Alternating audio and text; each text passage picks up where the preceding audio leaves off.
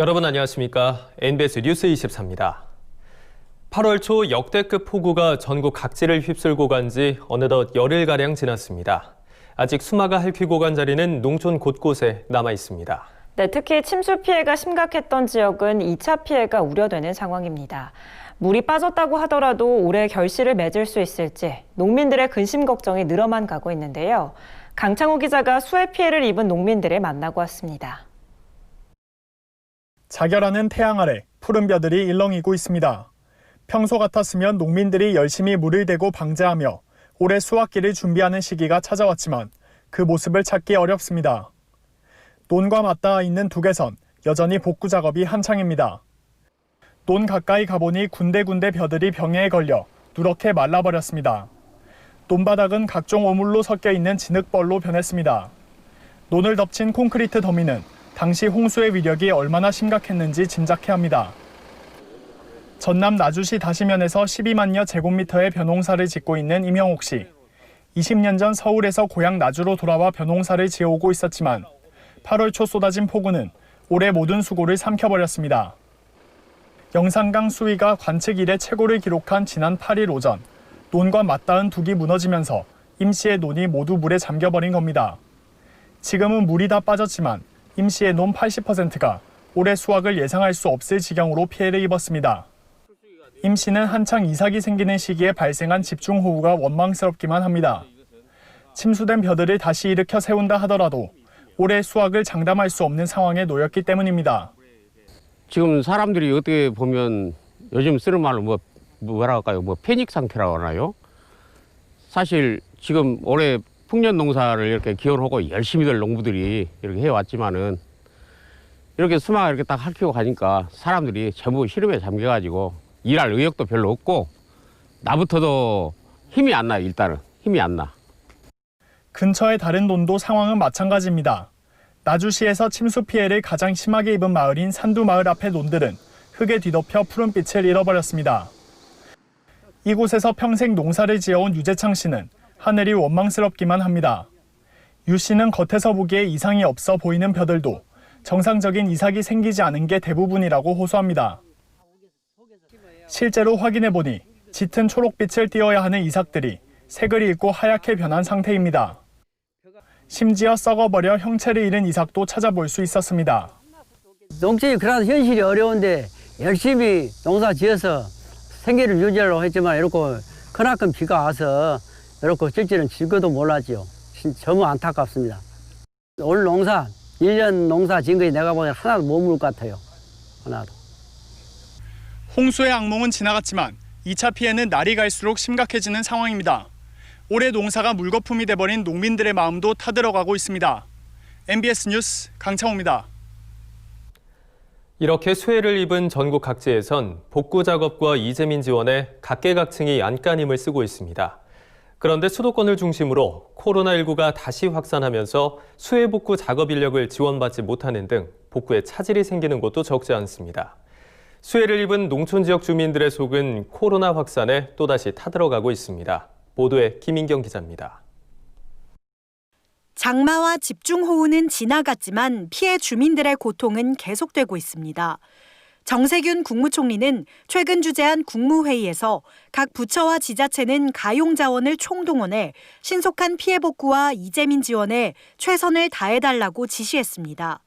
정 총리는 특히 농가 피해가 심각하다며 병충해 방제를 적시에 집중 지원하고 재해복구비 등도 신속히 지급해 농가의 경영 안정을 도와달라고 강조했습니다. 수해를 입은 이재민에 대해서는 중앙정부, 지자체, 관계기관 등에서 전방위적인 지원이 이뤄지고 있습니다. 보건복지부는 수해 지역 주민의 국민연금 보험료 납부를 최대 1년까지 유예해주고 6개월간 연체금을 부과하거나 징수하지 않겠다고 밝혔습니다. 전라남도는 공무원과 군인, 자원봉사자 등 6,100여 명을 피해 지역에 투입하는 등 농축산업 복구 작업에 총력을 기울이고 있습니다. 전남도는 유실되거나 매몰된 농경지와 농업시설물에 대해 이달까지 응급 복구를 벌일 계획입니다. 민간과 농업 관계기관의 농기계 수리 점검 지원도 활발합니다. 농협은 지역본부별로 농기계 긴급 수리반을 편성해 침수 피해를 입은 농기계의 순회 수리를 진행하고 있습니다. 농협은 특히 특별 재난 지역으로 선포된 지자체 농업인에게 엔진오일 무상 교체를 지원하고 있습니다. 농촌진흥청은 최근 충남 금산군 제원면을 찾아 침수 피해를 입은 경운기, 관리기 등 각종 농기계 점검과 수리 작업을 벌였습니다. 당초에는 강원 철원군에서도 3일간 농기계 점검 지원을 하려 했지만 코로나19 확산에 따른 해당 지자체 요청으로 취소됐습니다.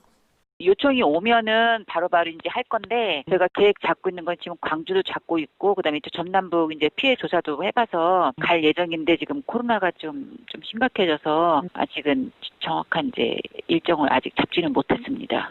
최근 집회와 종교시설 모임 등의 여파로 코로나19가 갑작스럽게 번지면서 수해 지역에서는 외부에서의 일손 조달을 2주간 잠정 중단했습니다. 경기 안성과 이천, 강원 철원, 충청북도 전역, 충남 금산과 예산 등 이번 집중호우의 직격탄을 맞은 지역에서 코로나19 확산 우려로 외부 인력 지원 요청을 잠시 멈춘 겁니다.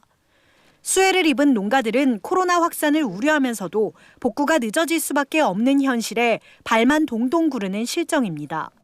코로나 때문에 모임인데 꼼짝도 못하네. 좀 더 필요한데 사람이 있어야 하지.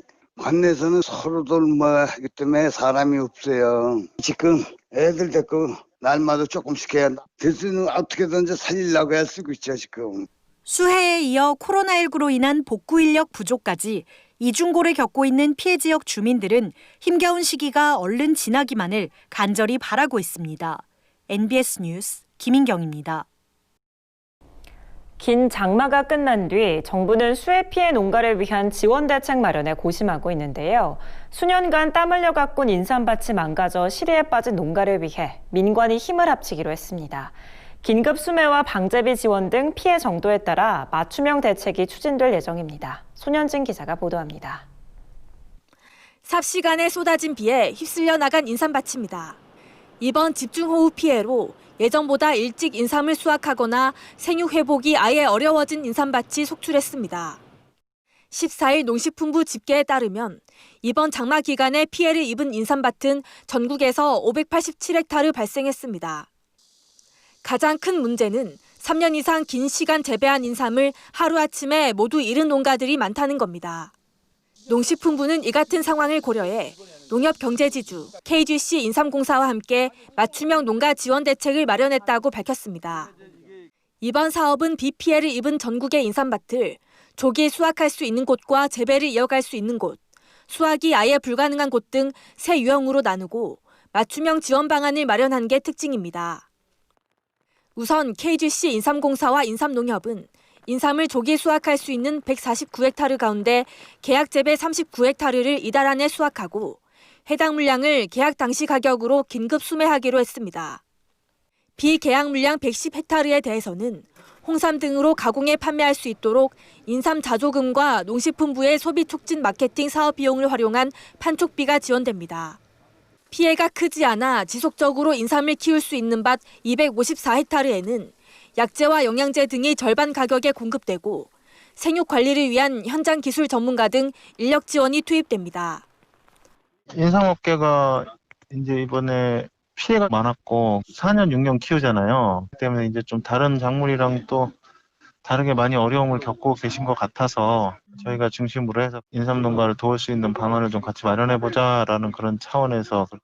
침수 피해로 수확량이 줄거나 수확이 어려워진 농가를 위해 재해보험금과 재난복구비를 조속히 지원하는 방안도 마련됐습니다. 농작물 재해보험에 가입된 262헥타르의 인삼밭은 손해평가 조사를 거쳐 9월 중 보험금을 지급받을 수 있습니다. 재해보험에 가입하지 않은 곳은 대파대와 농약대, 해가림 시설에 지원되는 재난복구비를 받게 됩니다. 농식품부는 피해 농가에 대해 농축산 경영자금 이자 감면과 상환 연기 등 금융 지원도 함께 추진하겠다고 설명했습니다. MBS 뉴스 손현진입니다. 기록적인 장마가 끝나자 이번엔 폭염이 기승을 부리고 있습니다. 오늘도 전국 대부분 지역엔 폭염경보가 내려졌는데요. 폭염이 계속되는 가운데 농촌에선 농작업 중 온열 질환을 겪는 사례가 속출하고 있습니다. 김길수 기자가 보도합니다. 길었던 장마가 끝나자 전국적으로 폭염이 이어지고 있습니다. 기상청에 따르면 오늘도 전국 대부분 지역에 폭염경보가 내려져 무더위가 절정에 이를 것으로 전망되고 있습니다. 이처럼 폭염이 계속되자 전국 농촌에선 온열 질환을 겪는 농업인들이 속출했습니다. 지난 18일 경남 고성에선 70대 남성이 밭에서 사망한 채로 발견됐습니다. 이 남성은 별다른 상처 없이 몸에 화상 흔적만 있어 밭일 중 열사병으로 쓰러져 숨진 것으로 추정됐습니다. 지난 17일 경북 예천에선 밭작업 중 쓰러진 뒤 병원에서 치료를 받던 50대 여성이 숨졌습니다. 경북도는 사고 당일 예천의 낮 최고 기온은 34.9도까지 올라갔고 이런 상황에서 농작업을 하다 열사병에 걸린 것으로 추정했습니다.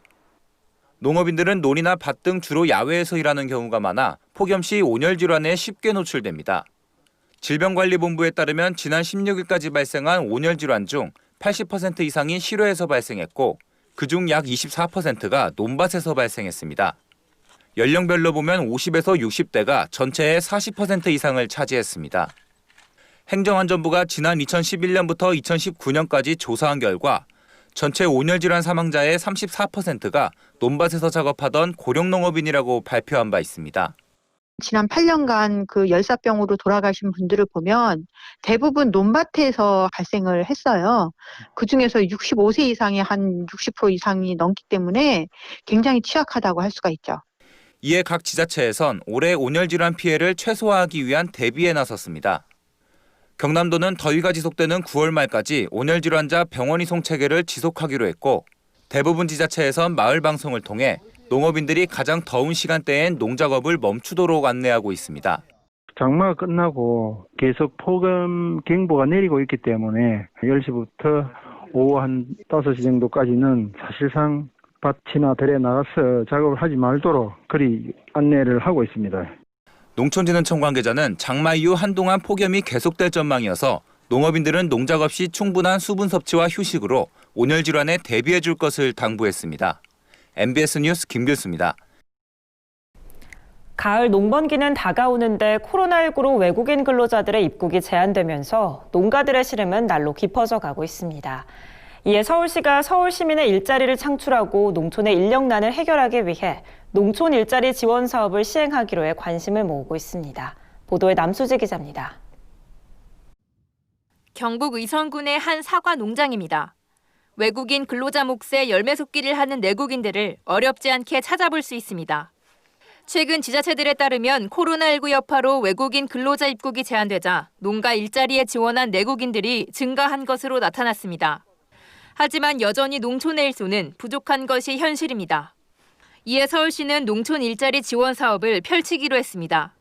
코로나19로 인한 실직 등으로 일자리가 필요한 서울 시민에게 일자리를 제공하는 동시에 가을철 농번기 일손 부족을 해결하겠다는 겁니다. 해당 사업은 서울시와 농림축산식품부 그리고 강원도가 협업해 진행하는 일자리 지원 사업입니다. 참가자들은 1회 60명, 2회 40명으로 총 100명입니다. 참여자들은 9월에서 11월 사이에 강원 춘천, 양구, 인제에서 9박 10일간 활동하게 됩니다.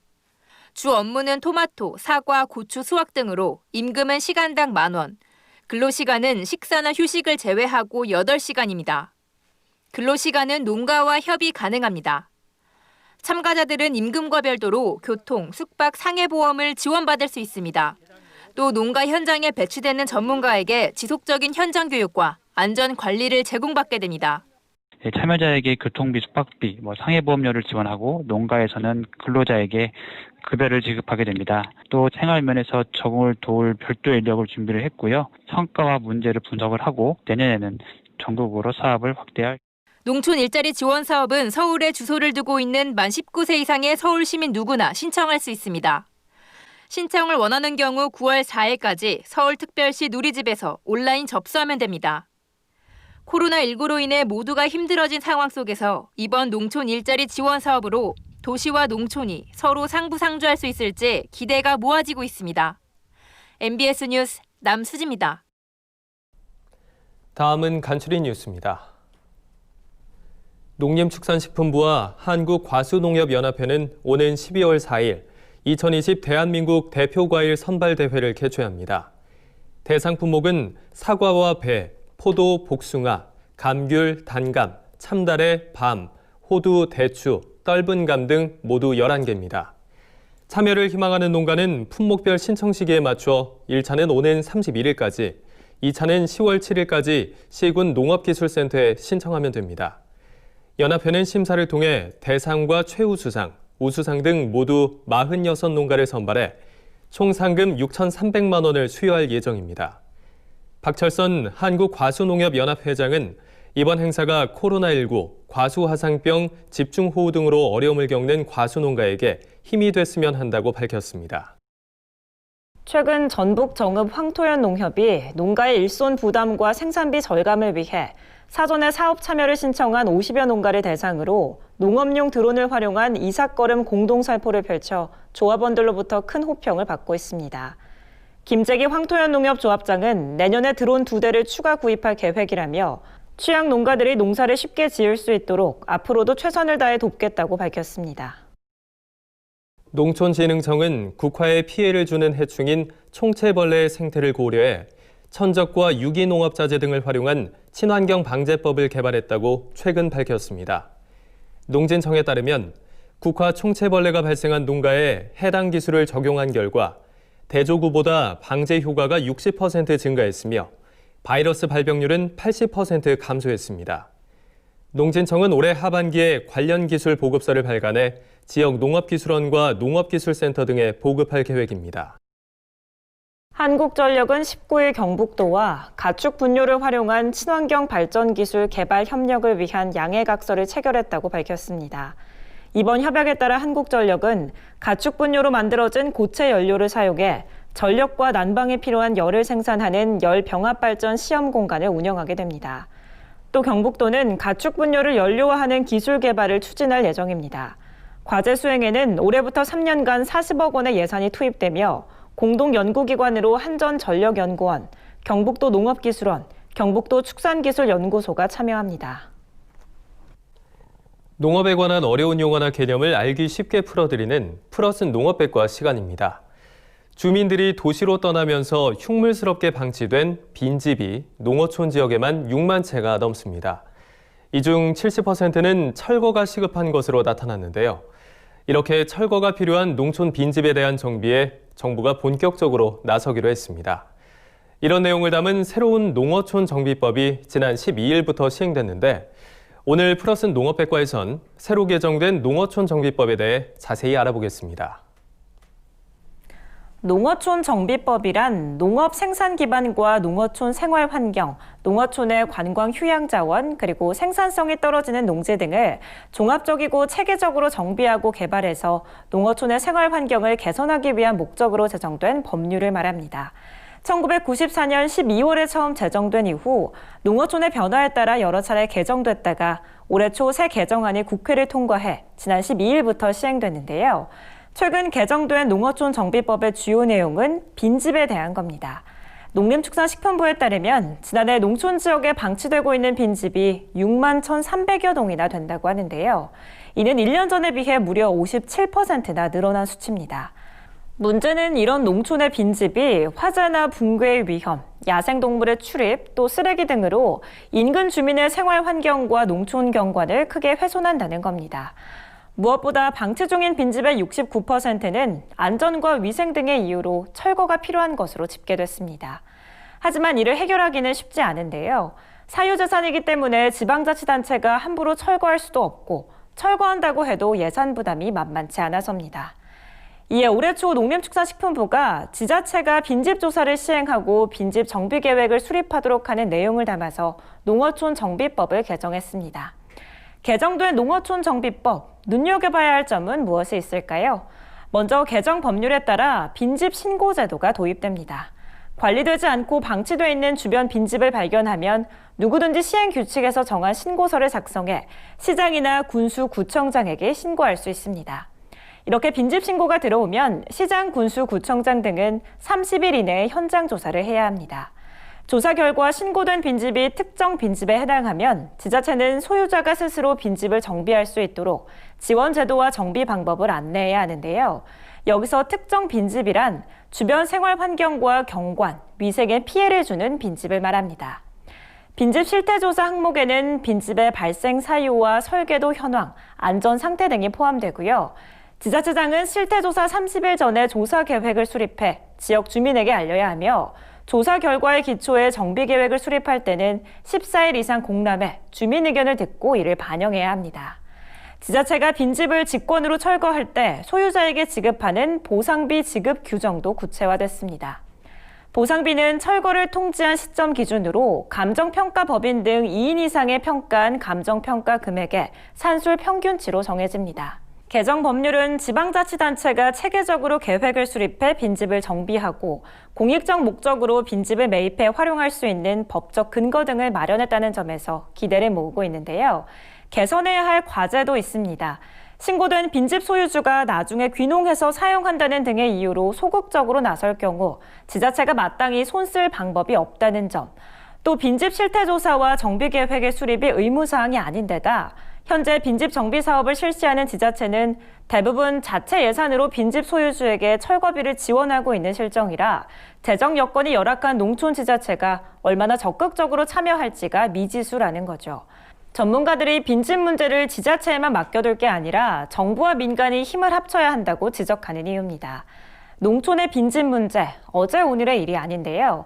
이번 새 농어촌 정비법 시행안이 실질적인 정부의 지원 체계를 담아 농촌마을 경관도 살리고 빈집의 부가가치도 높이는 시발점이 되기를 기대해봅니다.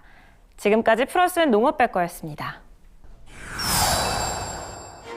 저희가 준비한 소식은 여기까지입니다. NBS 뉴스 24 마칩니다. 함께해 주신 여러분 고맙습니다.